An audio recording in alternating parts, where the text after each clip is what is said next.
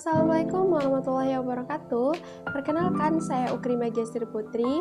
Di sini saya akan menjelaskan lebih ringkas lagi dari materi-materi yang telah disampaikan oleh kelompok-kelompok lain beserta kelompok saya yang telah dipresentasikan sebagai tugas MIT pada kali ini. Yang pertama yaitu definisi audit internal. Apa sih definisi dari audit internal ini? Audit internal adalah kegiatan pemeriksaan yang dilakukan di dalam organisasi atau perusahaan untuk memastikan bahwa semua proses berjalan sesuai aturan. Audit ini bersifat independen, yang artinya auditor internal bekerja secara objektif tanpa dipengaruhi oleh pihak lain. Tujuan utamanya adalah memberikan nilai tambah bagi organisasi dengan cara membantu menemukan kekurangan dan memberikan saran perbaikan agar organisasi dapat bekerja lebih efektif dan efisien. Yang kedua yaitu tujuan dan ruang lingkup audit internal. Nah, audit internal bertujuan membantu manajemen mengetahui apakah suatu sistem atau proses sudah berjalan dengan baik dan aman sesuai dengan aturan. Nah, ruang lingkupnya cukup luas, mencakup evaluasi pengendalian internal, manajemen risiko, hingga tata kelola perusahaan. Dengan audit internal, organisasi atau perusahaan bisa mengetahui apakah ada masalah atau risiko yang perlu segera diperbaiki agar tujuan organisasi atau perusahaan tidak terkendala. Kemudian selanjutnya ada perkembangan audit internal dari waktu ke waktu. Pada awalnya, audit internal hanya berfokus pada pemeriksaan kepatuhan. Apa sih itu? Nah, yaitu memastikan bahwa perusahaan sudah mengikuti aturan yang telah berlaku. Namun, seiring berkembangan zaman, perannya semakin luas. Sekarang auditor internal tidak hanya mencari kesalahan, tetapi juga menjadi mitra strategis bagi manajemen. Auditor memberikan masukan yang penting untuk meningkatkan kinerja organisasi ataupun perusahaan dan mendukung pengambilan keputusan terhadap perusahaan atau organisasi tersebut. Selanjutnya ada etika dan prinsip profesi audit internal. Yang pertama yaitu prinsip etika profesi auditor internal. Nah, dalam menjalankan tugasnya, auditor internal harus memegang beberapa prinsip etika, yaitu auditor harus memiliki integritas, yaitu bersikap jujur dalam setiap tindakan. Mereka juga harus objektif, artinya apa? Artinya bekerja berdasarkan fakta tanpa memihak.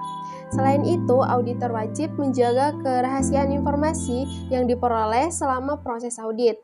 Auditor juga dituntut kompeten atau memiliki kemampuan yang memadai agar hasil audit dapat dipercaya dan diandalkan. Kemudian selanjutnya yang kedua ada independensi dan objektivitas audit internal. Independensi adalah hal yang penting dalam audit internal karena apa? Karena auditor harus bekerja tanpa tekanan atau pengaruh dari siapapun.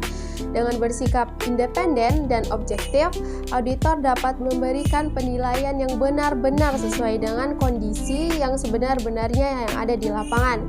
Sikap ini penting agar laporan bisa diaudit dan dipercaya oleh manajemen dan dapat diandalkan berdasarkan dasar dalam mengambil keputusan. Yang ketiga yaitu ada standar audit internal. Untuk memastikan kualitas pekerjaan auditor, terdapat standar-standar audit internal yang harus dipatuhi. Standar ini berfungsi sebagai pedoman agar proses audit berjalan terstruktur, profesional, dan konsisten. Dengan mengikuti standar tersebut, audit dapat menghasilkan laporan yang berkualitas dan dapat dipertanggungjawabkan. Selanjutnya ada fungsi audit internal dan piagam audit internal. Yang pertama yaitu fungsi utama dari audit internal. Secara umum, audit internal berfungsi untuk mengawasi jalannya proses dalam organisasi, menilai apakah proses tersebut sudah efektif, serta memberikan rekomendasi perbaikan. Dengan fungsi ini, audit internal membantu organisasi menjaga kualitas operasional, menghindari penyimpangan, dan meningkatkan efisiensi kinerja. Selanjutnya ada tanggung jawab audit internal. Auditor internal bertanggung jawab memastikan bahwa semua aktivitas dalam organisasi berjalan sesuai dengan kebijakan dan prosedur yang telah ditetapkan. Mereka juga harus melaporkan jika menemukan kesalahan atau masalah dalam sistem. Selain itu, auditor wajib memberikan rekomendasi agar organisasi atau perusahaan dapat memperbaiki kekurangannya yang ditemukan selama audit. Yang ketiga yaitu piagam audit internal. Apa sih piagam audit internal?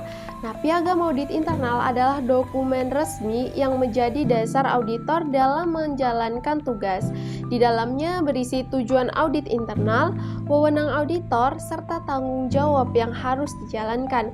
Piagam ini memastikan bahwa auditor memiliki landasan yang jelas sehingga mereka dapat bekerja dengan efektif dan sesuai dengan aturan. Materi selanjutnya yaitu manajemen resiko. Yang pertama yaitu pengertian resiko. Resiko adalah kemungkinan terjadinya suatu peristiwa yang dapat menghambat pencapaian tujuan organisasi atau perusahaan. Risiko bisa berupa kerugian finansial, kesalahan operasional, atau hal-hal yang dapat merugikan perusahaan. Dengan memahami risiko, organisasi dapat lebih siap menghadapi kemungkinan masalah yang mungkin akan terjadi.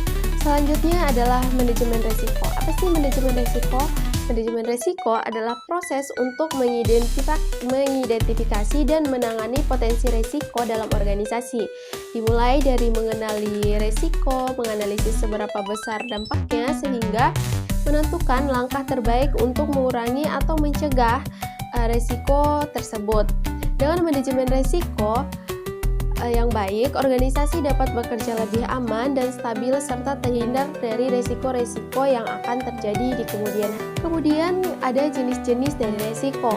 Risiko dalam organisasi dapat bermacam-macam, seperti risiko operasional yang berkaitan dengan kegiatan sehari-hari, risiko keuangan yang menyangkut uang dan aset, risiko kepatuhan berkaitan aturan atau hukum, hingga risiko strategis yang dapat menyangkut arah dan tujuan besar organisasi. Setiap jenis risiko memberikan penanganan yang berbeda agar tidak menanggung jalan atau agar tidak mengganggu jalannya organisasi. Jadi selanjutnya adalah memahami dan mengukur efektivitas pengendalian internal. Yang pertama yaitu konsep pengendalian internal. Pengendalian internal adalah sistem yang dibuat organisasi untuk memastikan bahwa kegiatan operasional berjalan sesuai tujuan, aman dan efisien. Sistem ini membantu mencegah kesalahan, kecurangan dan penyalahgunaan aset. Pengendalian internal juga menjadi dasar bagi organisasi untuk menjaga keandalan laporan dan pencapaian target. Kemudian ada juga komponen pengendalian internal. Ada beberapa komponen penting dalam pengendalian internal, seperti lingkungan pengendalian yang mencakup budaya kerja dan dinilai oleh organisasi, penilaian risiko untuk mengenali potensi masalah, aktivitas pengendalian seperti prosedur dan kebijakan sistem informasi, dan komunikasi untuk memastikan informasi mengalir dengan baik, serta pemantauan untuk mengevaluasi apakah pengendalian bekerja secara efektif. Yang terakhir adalah CSA atau Control Self Assessment. Nah, apa sih Control Self Assessment?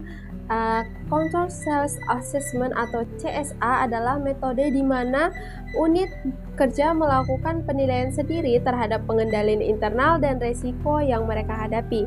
Dengan cara ini, karyawan ikut berperan dalam memastikan bahwa sistem pengendalian bekerja dengan baik. Nah, apa sih tujuan dan manfaat CSA? CSA bertujuan meningkatkan keterlibatan karyawan dalam proses pengendalian internal. Metode ini membuat karyawan lebih menyadari risiko dan lebih cepat mengetahui masalah yang terjadi. Manfaatnya adalah proses perbaikan bisa dilakukan lebih awal dan lebih efisien karena unit kerja langsung menilai kondisi mereka sendiri. Yang terakhir adalah pendekatan dan teknik pelaksanaan CSA. CSA dapat dilakukan dengan berbagai cara, seperti workshop yang melibatkan diskusi kelompok, pengisian kuesioner mengenai pengendalian, atau diskusi terstruktur antara unit kerja dan auditor. Teknik-teknik ini membantu mengumpulkan informasi langsung dari karyawan yang paling memahami proses di lapangan. Baik, demikian penjelasan singkat dari saya, materi-materi yang telah disampaikan, yang saya sampaikan kembali di video ini. Lebih dan kurangnya saya mohon maaf. Wabillahi taufiq wal hidayah. Wassalamualaikum warahmatullahi wabarakatuh. Terima kasih.